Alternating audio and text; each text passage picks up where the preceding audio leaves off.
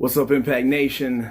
Welcome to my return episode number 2 for Rebellion Night 2. Again, I think overall tonight was a good show. But I can't wait to give you guys my thoughts on this. But sorry, it's kind of a rinky-dink production here, guys. But again, I'm just doing this during this quarantine stuff, just trying to have some fun. Definitely just kind of something to do, and hopefully I can bring a little bit of entertainment to people, and allows me again to just kind of chat it out and talk about the show. If you guys good though, still if you guys want to subscribe, I'm still going to plan on doing this for a while now. So if you guys haven't subscribed, if you're finding this channel for the first time, since I haven't been using it in a long time, hit the subscribe button. Hopefully you guys like it. So hit the like button. Maybe give me, throw me a comment. If you want to go follow me on Twitter at Anthem of Impact, please follow me there. And yeah, so let's go ahead and get into the show. Like I said, I think overall it was a good show.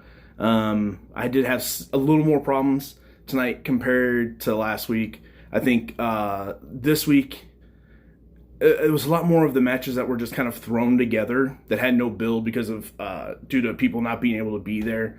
At least last week, you had the Shamrock Sami Callihan match. You had your X Division title match. So you still had like a couple of those matches last week that still had the build, that still had the emotion attached to it and all that stuff. This week, you didn't. I don't think you had any, right?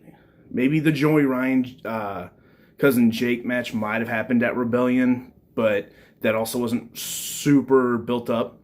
But we start off the night with the 4-way X Division match with Chris Bay, Rohit Raju, Trey, and Suicide. I thought the match overall was entertaining.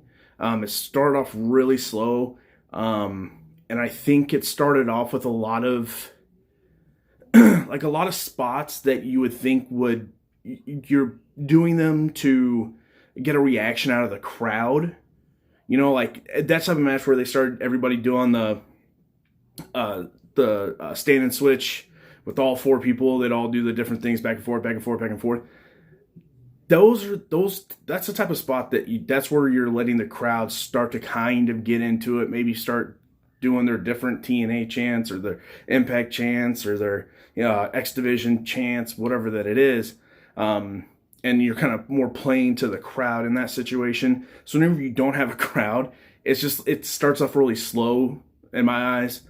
Start off really slow, kind of boring almost, to where even whenever they started picking up the pace, since you already set the tone of it kind of being boring, everybody kind of standing around talking, it took even longer to get into the match and really appreciate what they were doing in the match and the moves that they were doing, everything else.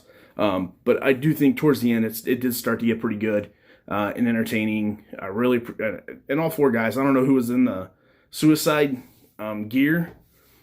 He looked like, it looked like he had a little bit like thicker legs than what you're used to seeing with anybody that's in the Suicide get up. So I'm wondering if maybe it was Ace Austin playing Suicide.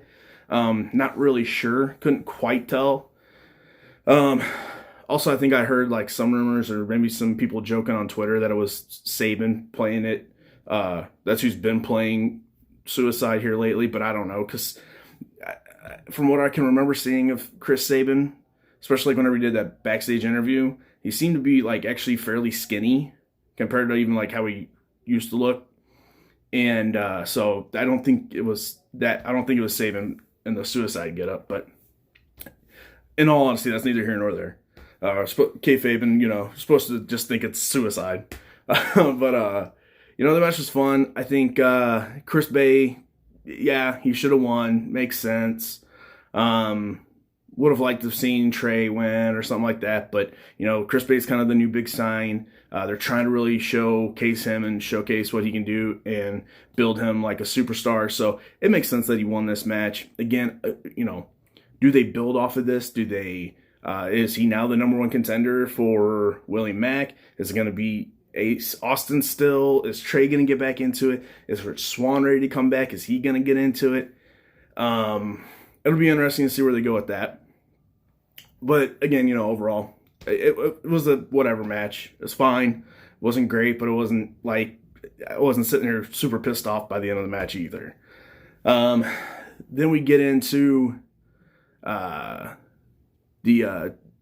Cousin Jake and Joseph P. Ryan match. This match was actually really, really good. I wasn't expecting the match, one, to go as long as it did, or two, really even be as good as it was. I know both of them were good wrestlers, just for it to be kind of thrown together in a way. I just wasn't expecting it. I kind of figured this to be kind of one of those a little bit quicker matches. Just to have an extra match on the card for tonight, because going in they only had 3 matches on the card, and this is one of them. Well, but they let this one go. Actually, a pretty decent amount of time. I don't have like the numbers in front of me of how long it went, but it felt like it went like a pretty good amount of time. Not like it was that boring and drawn out. It just felt like, oh wow, okay. I was kind of expecting this to be like maybe a one segment. This match will last between 2 different commercial breaks and that's it. And it didn't. It went a little bit further. I think Cousin Jake is going to be and you can already tell he's starting to have some personality to his gimmick. And it's showing. And I think he's somebody that could really move up and be a big time player in the business of pro wrestling and be a top guy somewhere. Maybe not for another couple years, but that's fine. One thing that us as wrestling fans nowadays, as soon as we think we like somebody, we think that they should just be boom, world heavyweight champion and that's it. Well, no. Like back in the day, like somebody would be in the business for like 5-10 years, like at their specific wrestling company they would work at, and constantly keep building, keep moving up the ladder, keep developing, and then they would finally showcase that they've been through many different situations. They've held different belts. They've put on long feuds. They put on short feuds, all this different stuff, and then prove themselves to really become a perfectionist of their craft and their gimmick. Then they became world heavyweight champions, or at least got into that title scene. Now in today's society of wrestling, or whatever, era of wrestling, especially with us fans, is we get so impatient. We just, we like Cousin Jake. Why isn't he world heavyweight champion yet? Well, maybe he should have won X Division championship by now. Well, because at the end of the day, he still isn't like, he's good. You can see he's going to be good, but he's still got a couple years to really develop what he can do with that Cousin Jake character. Because I think that Cousin Jake character is actually pretty good. Maybe a little more like hillbilly version of like a Stone Cold. Maybe not like drink beer like as you're walking out, but you're always going to wear the camo. Maybe you do promos where you're riding 4-wheelers and you got to dip in and whatever else. I still think that can really catch the eye of a lot of enough people to get you over. I don't think it's a shitty gimmick at all. I don't think it's a gimmick that's limited in how much you can get over. So this match, I think, was actually, like I said, it was really good. It's a fun match. The way this match ended is exactly, I think, how you should end this match, especially with someone like Joseph P. Ryan of Cancel Culture. Especially to get that gimmick and that group over, they need to win, but they need to win by cheating to win. So then they're not just beating baby faces, they're undeservingly winning. But they'll think to themselves as their characters that they won it fair and square. They're still the best, they're better than you, and they've canceled you. That's how it should always be, because that's kind of what cancel culture has been about. They think that they're better than the person that they're trying to cancel, even though most time than none, they're not. Because here in a couple weeks, they'll do something or they'll say something that gets them canceled. I'm just talking about like in today's era of social media. That's kind of how it goes. One day somebody, a certain celebrity or something, will say something on TV and get canceled. and then like one of the like other top celebrities maybe that's calling them out here like in a month or 2 months later down the road, they'll say something or do something that will get them canceled. It's like, well, okay. So that's how you got to roll with their group too.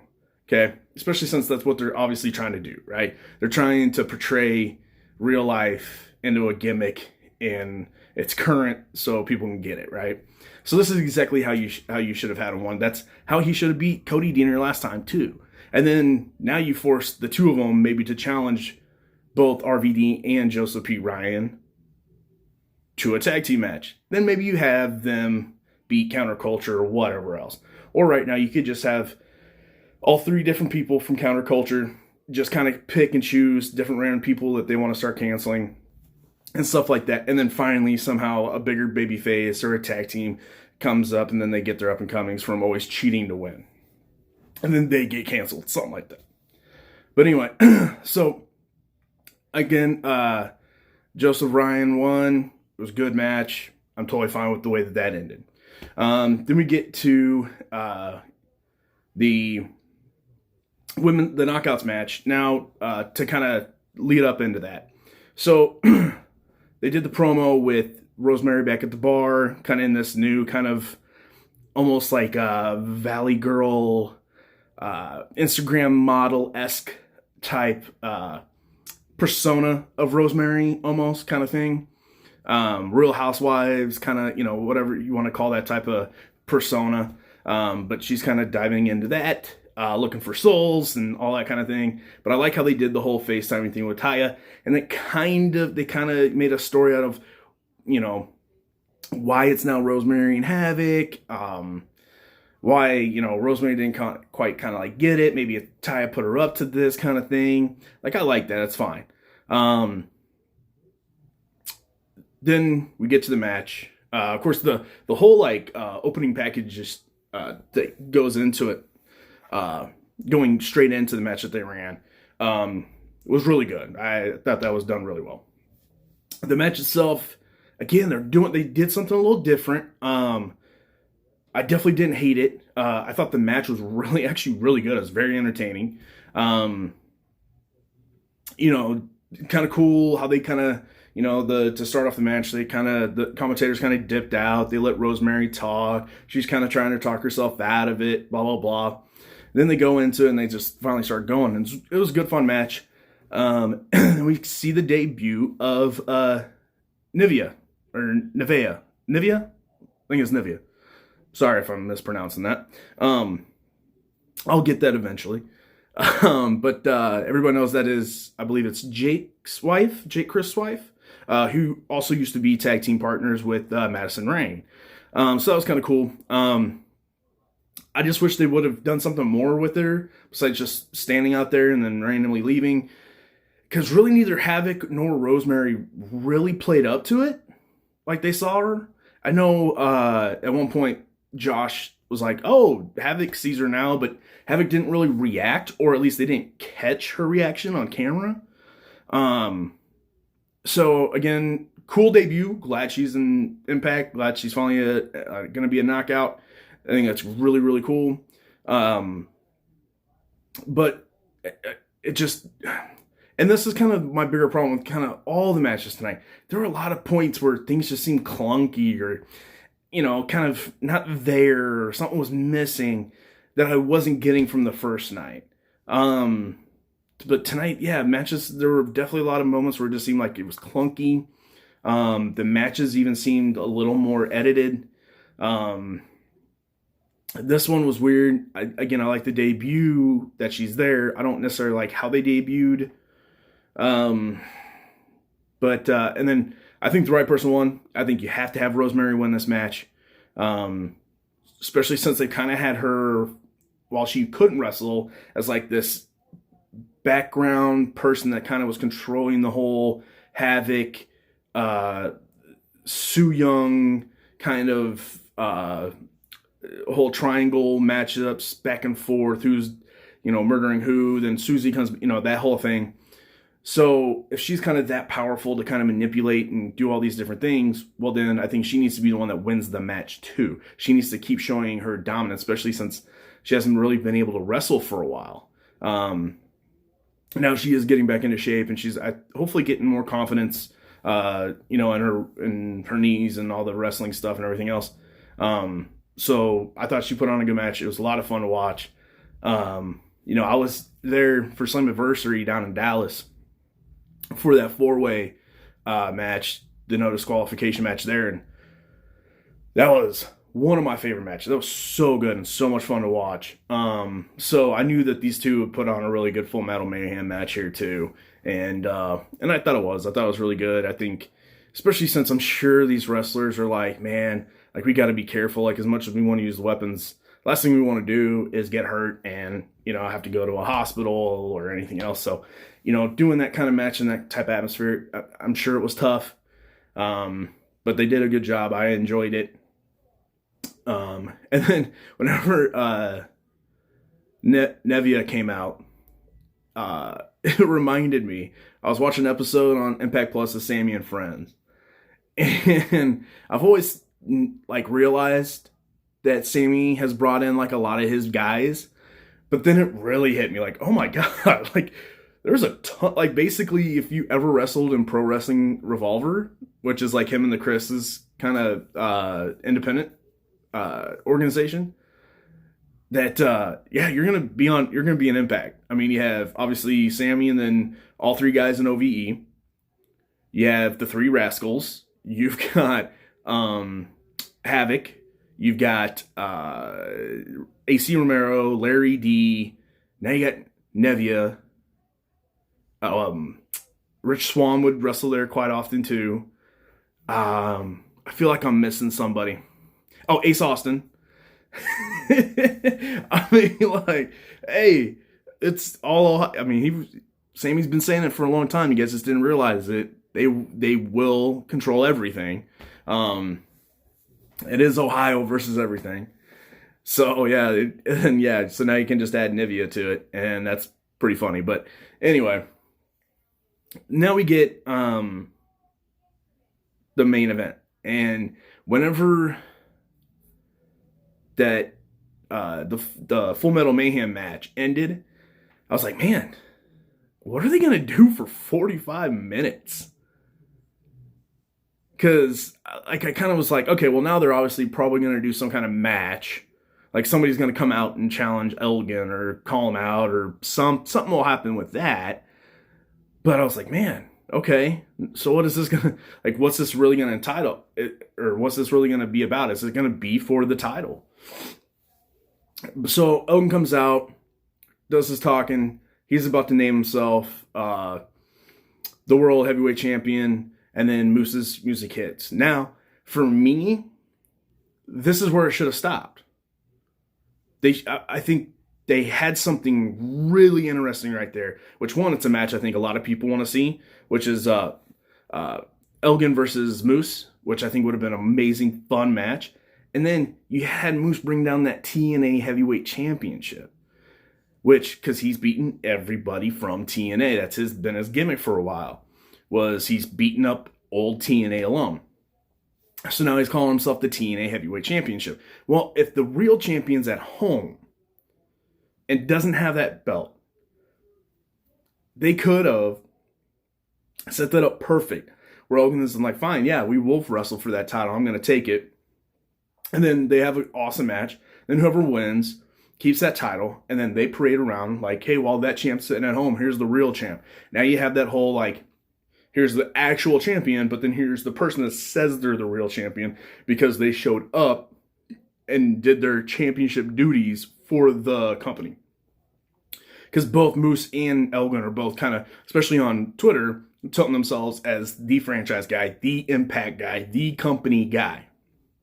So I think that could have been a really interesting thing. But then he had Supermex come out. I like Hernandez, don't get me wrong. But especially ever since they had him start coming back for that TNA One Night Only special on Access, they're parading him around he is, he was one of the greatest Impact champions of all time, and he never held the belt. They pushed him about that, but then never really got to that point. And so again, I like Hernandez. but come on, they didn't need to put him in it. But I know why they put him in it. They put him in it because he was already scheduled to face Moose at Rebellion. Or it was either going to be I think that was the original match for Rebellion, or that was the original match for the TNA show during WrestleCon weekend that they didn't get to do either. So I'm sure they want to get him a payday. And then on top of that, they probably were like, well, we need somebody to eat the pen, because you don't want either Elgin or Moose to lose there going forward. So again, I get it. But this match, it'd be good for a while, and then it was like they all were kind of clunky and like were missing things and were not timed out right. Again, I'm not a pro wrestler, so I'm just talking on as a fan. I'm not trying to dissect why or whatever, but as a fan, it was very noticeable, and as a fan, it's very distracting. You're kind of like, darn it, because you want this match to be good. And there'd be times where it's just like they'd like just miss moves, or it'd look really bad, and the timing just seemed off. So it just, overall, it was fine. The match was fine. Again, they'd have long enough stretches of the match that it would be fun to watch. So it definitely didn't leave a bad taste in my mouth. Like, man, what a shitty night of wrestling. Again, I said it from the very beginning. I thought it was good. I did have a good time watching this show. But this definitely felt more like a night of Impact rather than like last week. It felt a little more like how you would feel if you ever grew up in the 90s watching like Clash of Champions. You know what I mean? Or like whenever Impact would do the one night only pay-per-view, or the not one night only, the open fight nights, where they would randomly do the open fight nights and they try to make it seem like a bigger deal, but it didn't quite feel like a pay-per-view. That's how last week felt. Tonight legit felt like just a good episode of Impact Wrestling, like of your normal weekly show. And that's not necessarily a bad thing, but that's just kind of how it came off to me, and I was kind of hoping it would be a better night. But whenever you look at last week's lineup, again, like I said, you had a lot more of the matches that were going to already be on Rebellion, so therefore you had that emotion already built into the matches, and you're already invested as a fan. So it was a little bit easier to get through. This one, it's just a bunch of random matches that were thrown together. They did their best, and it's hard to get too critical on them whenever, like, this is kind of unprecedented. They got people, in all different countries, so they can't travel due to borders being shut down for the time being and everything else. So it's a rough spot to be in. So I'm trying not to be too critical. But, at the same time, like, if a match isn't feeling, you're not feeling the match, you're not feeling the match. Like, it's kind of the way it is. But I still think overall, Impact is doing the best job at overall presentation of an empty arena.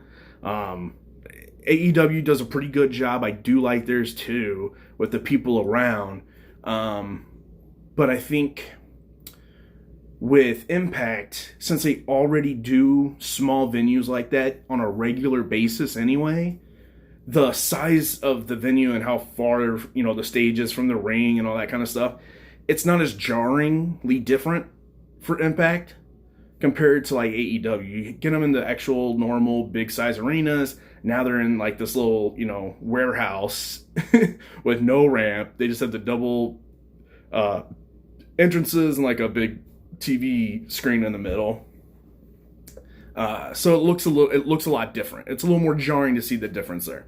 But the worst one is WWE, which is funny because they have like the biggest production budget probably out of all three companies, but WWE's production is awful. It's because they're still trying to shoot the show like they would if there's 15,000 fans there.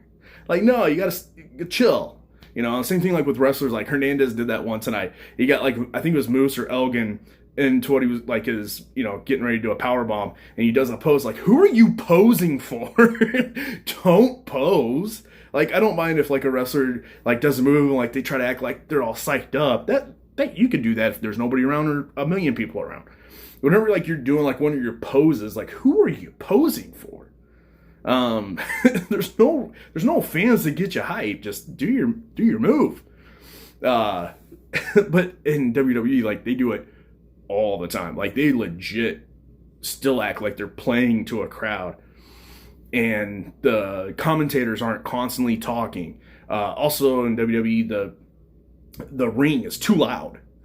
You can hear the people talk in the ring, and the movements in the ring it drowns out the commentary half the time. Impact, obviously, whenever you do the voiceover commentary at a later date, whether they do it live or they've just taped it also, I'm not sure. I don't know how Impact does the voiceover commentary part, but regardless of that, you have to drown out what's actually happening in there to get commentaries audio recorded over it anyway. So they have a kind of built-in setup to be a little bit better, for it to turn out to be a little bit better. But anyway, I'm excited though to see kind of what stories are going to go with going out of this. If I remember correct, I think Dreamer mentioned that they were going to try to do like a month's worth of shows, which leaves us 2 more weeks of what they have taped. So my question is, are we going to see these exact same handful of wrestlers for the next 2 weeks? And if that is, what kind of stories are they going to do? I'm interested to see what that's going to be like. Because if you look at the amount of wrestlers over the last 2 weeks, it's not a big roster to have another 2 weeks of shows for it. So I would expect the next 2 weeks to have a ton of like video packages, greatest Impact Plus match moments. That's what I'm expecting to see the next 2 weeks a lot, which is fine. But I kind of think too, like if they were gonna have if they're gonna be super limited for a couple weeks on who they could have there, what kind of stories they could tell, everything else, I would almost rather them show pay-per-views for a couple weeks. Do re-show last year's Rebellion, re-show Slammiversary, re-show Bound for Glory, re-show, maybe a couple other pay-per-views from way back in the day. Just something a little different. They could have done maybe studio shows and then kind of do like a highlight thing. Like, all right, so this week we're going to do the top 5 matches of Eddie Edwards in Impact Wrestling. Then the next week, maybe a top 5, something to where maybe you're still kind of building up to maybe a possible World Heavyweight Championship match, but do like the best of this, the best of Tessa, the best of Michael Elgin kind of thing. Or something like that. But, I'll just take any kind of wrestling I can get. It's been fun to watch. And it's been fun to get back on here and kind of express what I've been thinking about and all that kind of stuff. So, again, I know I haven't been on YouTube in a long time. I haven't done the show in a while. So, again, if you guys are new here, new to the Anthem of Impact Wrestling show, which there's a good chance a lot of you guys are, hey, feel free to go back and, again, hit that subscribe button. Go look at all my old videos. I did more than just like reviews. I would do just kind of like off the top of my head, kind of booking, or how I would book things, how I would do like a redo of this, or kind of stuff like that. Just kind of really trying to be creative with it. So, if you guys want to go back, just have something to watch some of those videos. But again, I hope you guys like this video. Please leave a like button. Maybe leave me a comment. Tell me what you guys thought of Impact Wrestling's Rebellion, both last week and this week. Let me know down in the comments below. Go follow me on Twitter at Anthem of Impact. Thank you guys. And until next week, peace.